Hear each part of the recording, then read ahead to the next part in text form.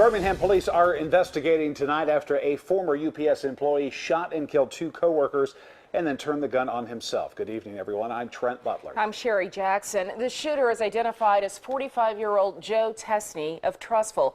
Tesney worked for UPS for 23 years, but had recently lost his job. Police say he had just received his final notification letter in the mail that upheld his termination. Tesney allegedly drove himself to the location wearing his work uniform. He entered the facility with a firearm and shot two co-workers who were part of management, we're told. He and his family have been members of NorthPark Baptist Church in Trussville since 2003. WIAT 42 News reporter Lillian Lalo joins us from Trussville, where members of the church gathered tonight in a prayer vigil.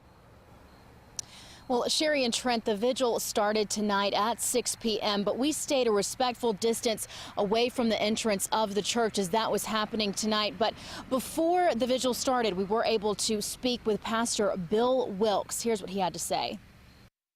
After the news of the fatal shooting began to spread throughout the community, Pastor Bill Wilkes posted this message to the church Facebook page. It said that the worship center will be open for the NorthPark family to have a time of prayer.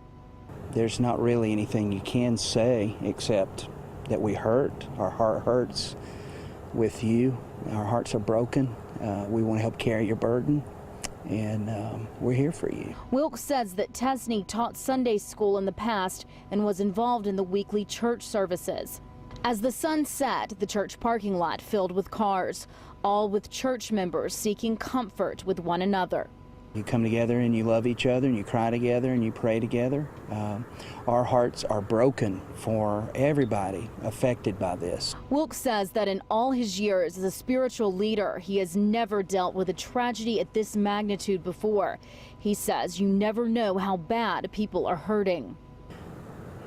How do you ever know somebody would do something like this, and how do you ever understand why? I don't think any of us ever will. This Sunday, Wilkes is planning to preach a service that he hopes will be comforting and encouraging to his congregation of 1,200. Now, off camera, Wilkes confirmed that Tesney was troubled over his work and financial situation.